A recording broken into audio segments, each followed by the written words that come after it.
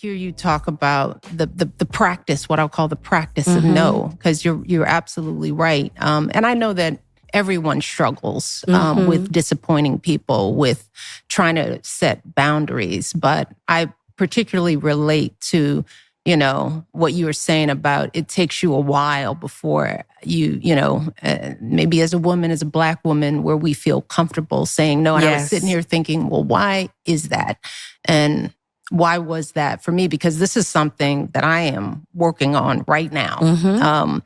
I like you, I have believed in therapy my whole life, done couples therapy with my husband. Both my girls they believe in therapy. This generation, thankfully, I think our children are way more open to it. They understand the importance of self-help and all of that. I also sort of realized that, even Michelle Obama, I am still trying to tell myself that I am doing enough, right? Because there's always that feeling. I think we practice that striving because in order to be successful, I always felt like I had to be smarter, faster, work harder because somebody was going to doubt me. Somebody was already telling me why I couldn't do something before they knew me or I even tried. So you get in and I don't think this is unique to just women of color. I don't think it's just unique to men. But when you get in that habit of that constant striving and constant proving that, it's enough, it makes us overachievers, but you don't ever turn that off. And at 60, I had to convince myself that I had done enough. After all that I had done in the world, I still felt a guilt, right? Struggling with deep guilt that maybe I needed to do a little bit more. So I'm at this stage in life where I have to define my life on my terms for the first time. So what are those terms? And going to therapy just to work all that out. What happened that 8 years that we were in the White House? What did that do to me? Internally, my soul? We made it through. We got out alive. I hope we made the country proud. My girls, thank God, are whole. But what happened to me? Right. And going through therapy, is getting me to look at the fact that maybe finally I'm good enough, right? And unlearning some of those messages that I've been saying to myself, and then trying to actively practice something different to rewire those neurons in my head that make me keep pushing and keep striving.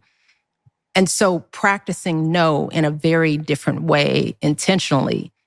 But then this is what makes it hard because, my decision to skip the inauguration, what people don't realize, or my decision to make choices at the beginning of this year that suited me were met with such ridicule and criticism. Like people couldn't believe that I was saying no for any other reason, that they had to assume that my marriage was falling apart.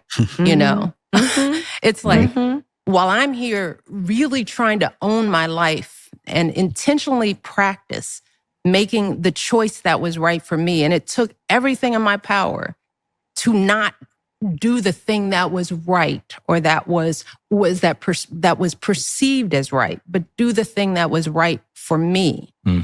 That was a hard thing for me to do. I had to basically trick myself out of it. And it started with not having anything to wear. I mean, I had affirmatively, because I'm always prepared for any funeral, anything. I walk around with the right dress. I travel with clothes just in case something pops off. So I was like, if I'm not going to do this thing, I got to tell my team, I don't even want to have a dress ready. Right? Because it's so easy to just say, let me do the right thing. But then you become a shock absorber.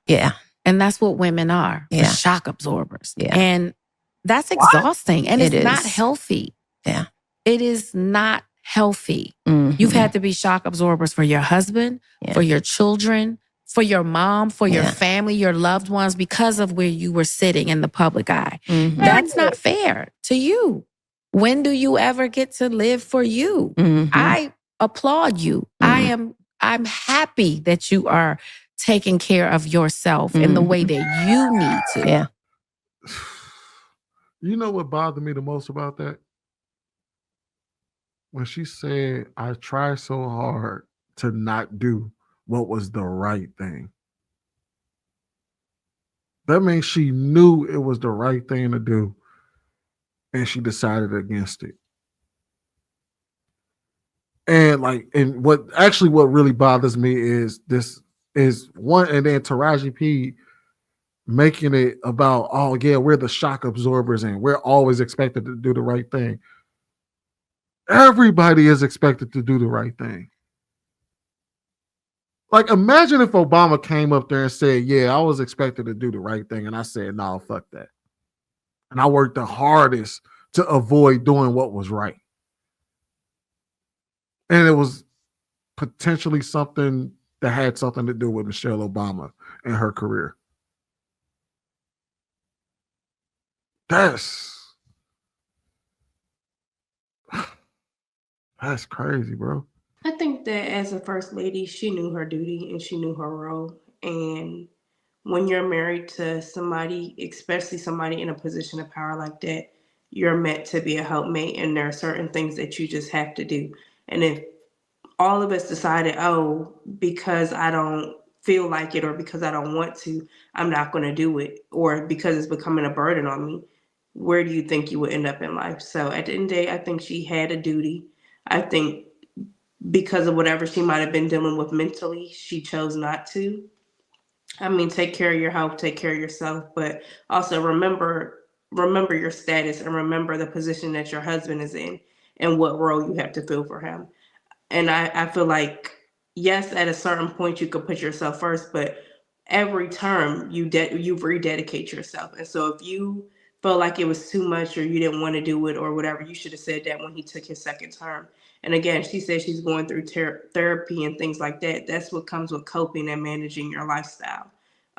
So I think she was taking cop outs at that point. And I think that you can deal with your mental health as well as fulfill what you need to do in your regular life. Casey, the thing about it though is even if you was to relate this to everyday person, I've heard women say that they don't want to get married because they feel like that they're going to give up their purpose in life, their dreams, their goals if they get married. And I've often heard them say as well is that I don't want to be like my mom, where you may hear the mom sacrificed her life for the family. And now since we're in a different age, women don't feel like they have to do that. And so I don't think it's about sacrificing your life. I think it has a lot to do with the conversations that you had with your partner. And if you and your partner made an agreement that we're going to do this together, and Barack Obama couldn't take a day off from being president, you can't take a day off from being first lady. And I think that's how it goes. I think you have to have conversations with your partner before it gets to be too much, or before you're like, oh, I sacrificed my life. You made a choice to do so. And so if that was your choice, stick to it. And that comes with discipline and focus and loyalty and respect for his career as well as your image and your status. And I think that she wanted to be a normal person, and you guys don't live normal lives. So you can't operate like that, because if he chose to take a day off from being president, how would that affect the nation, let alone just you and your relationship? I feel like, being a president, it's a big role, and it's like you're a puppet in a sense. Everything isn't, everything that he wants to enforce isn't, something that he can just do right away. He got to go through different branches and things like that. And I feel like, her being his wife, she should understand it as well, is that a lot of the things that he decides to make decisions on isn't solely based on just him. So I feel like if it was something like Casey said that she felt like was targeting and, affecting her mental health, it should have been spoken about before the second term or whatnot, or things like that. So, yeah. So that event that you went to, he wasn't the president. He was a former president. So does that change anything as far as her not wanting to go? Not when it comes to that. When it comes to that type of stuff, you're always like, once you become president, you always a president in the eyes of the nation as far as expectations are concerned. There's a reason why you still see Bill Clinton and his wife show up today. There's a reason why you still see the Kennedys show up. You still see like all these former presidents, the Bushes, is because when it comes to these type of government major events, they are expected to be there. I think number 1, 2, and 3 from the earlier segment, wives would have made sure they showed up with them. Number 4 and 5 probably wouldn't have went. And I get you wanting to have. I agree 100% with what Casey was saying. Like when you have an obligation to your husband and or obligation to your wife, you need to make sure you're there for them in the corner. That's the person that he probably ain't want to go neither, but y'all can make it through it together. To say shit, I'm just gonna leave you out to the wolves to something they don't want to be at, but they obligated to go. I think that's kind of selfish, and I could be wrong. But it seems to me like she's trying to rewrite her narrative and say, hey, I'm an independent woman and I don't exist solely within my husband, as if that's the thing that's going to gain her more leverage and points with the public. And I think that's sickening, because to get credit for separating yourself from your family is a sad place to be in. We should champion them going through things together and weathering the storm together, and her being, a rock for him, or him being a rock and her always being by his side, or however that needs to play out. So that they got each other back. The rumors that swirl out from there, one, it made him look very weak, like his household ain't in control. And I'd be embarrassed for Black men when it look like our wives don't respect us, or they're so autonomous they can tell us, "Nigga, get the fuck on." That's not a good look for the Black male image, or the African male image, or any male image. You know what I'm saying? And I think she could have handled that completely differently. And it's also concerning that the women now, like when you look at the way the women are presenting themselves, they making a concerted effort to make sure they wear shirts with ties on them. That's emasculating in general, to see the women that we supposed to have as our women walking around assuming more gender neutral male assuming personalities. That kind of, it's just not a good look for us. Black women are extremely beautiful and should rest, or not even rest, but bask in their supreme glory as feminine women. And to assume male qualities or independence, it's a tragedy. It's a real tragedy. And I can tell you right now, the conversation, Marcus, did you hear what Tracy Ellis Ross said when she said that she mentioned the whole liking younger men to Obama? How he responded to her when she was like, "Oh, it's because these older guys are." He was like, "Wait, what?" So you can tell that while his wife was successful, he still has a traditionalist kind of mindset.